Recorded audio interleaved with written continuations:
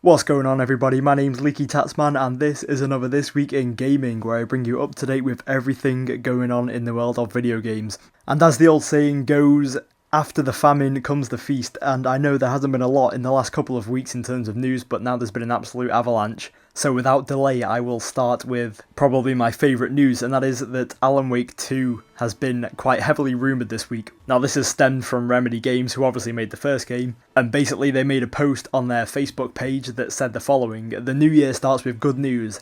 The Alan Wake franchise is 75% off on Steam," and then it went on to continue, "Even greater Remedy news to come in 2013.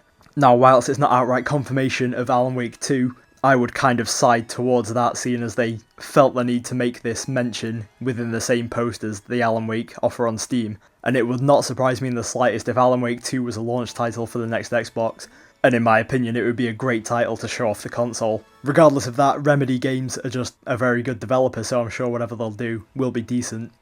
Okay, also this week there has been some news regarding the Crysis series, and more specifically Crysis 4. Now you may think this is strange, seeing as the third one isn't even out yet, but in an interview regarding the whole franchise, the Crytek producer, his name is Michael Elliott, he was asked about the series beyond the trilogy and where it can go, because originally the franchise was intended to just be a trilogy, but they've since said they'll go beyond this. And although details about Crysis 4 were scarce, obviously they would be, seeing as they're trying to hype up the third game, he said the following: "Whether it's an FPS or not, I have no idea, but there's definitely a future in the franchise." So that's quite interesting to see that he's non-committal about the fact that Crysis 4 will be a first-person shooter. As for the route it can go down in terms of genre, I am not quite sure. I'd be interested to see what you guys think. What would be your favourite genre to have Crysis go down? Not necessarily the best fit, but the one that you would most like to see.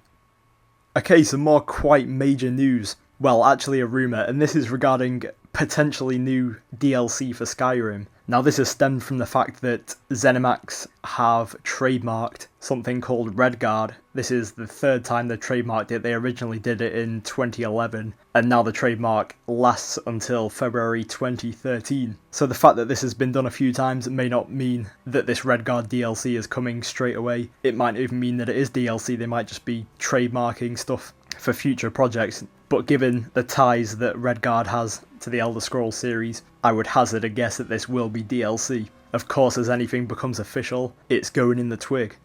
Okay, another rumour this week is regarding the potential sequel to what is considered a cult classic, and that is Deadly Premonition. For those of you that don't know, Deadly Premonition was a survival horror game with an open world setting. I haven't played the game myself. What I hear is often a mixed bag. It's apparently quite rough around the edges, but a bit of an unpolished gem. The premise is certainly very interesting. Anyway, the director of the original, his name is Hidetaka Suhiro. He has promised, quote, "surprising and amazing news this year." Now, back in 2011, he said he was working on more Deadly Premonition-based projects. He had plans for a prequel and a sequel. So whether this announcement is going to be one of those remains to be seen. But that's great news for fans of the game, because although I'm not 100% on the sales figures, I remember them not being too spectacular, so it is a pleasant surprise to see it get a sequel announcement.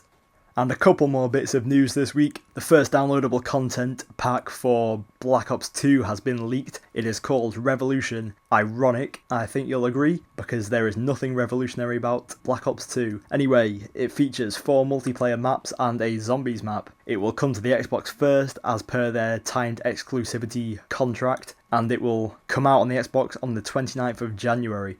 And finally, a small bit of news regarding the PlayStation 4. This week, Sony filed a patent to stop used games being played in the PlayStation 4. So it renders trade-ins useless, basically. I'm not going to get into this whole debate about used games and how it's a crappy practice to be putting this into their console. It's another argument for another day. Just know that I disagree with this, but regardless of this, Sony have filed the patent. It will more than likely be implemented into the next PlayStation. Don't be surprised if it's in the next Xbox as well. And as an interesting side note, GameStop, they're a big games company in America. Their stock has absolutely plummeted since this announcement, so it's obviously having quite big ramifications. So there we have everything that's gone on this week in the world of video games. This week on my channel, I definitely will finish the giveaway and announce the winners. So you have that to look forward to, quote unquote. Beyond that, the stuff that I mentioned before, the summary of this generation. Top 10 Wii games is still on the agenda. Resistance 4, that's becoming my little Duke Nukem Forever style scenario, and they're pretty much my current plans. So a huge thank you for watching, much love for the continued support, thanks and goodbye.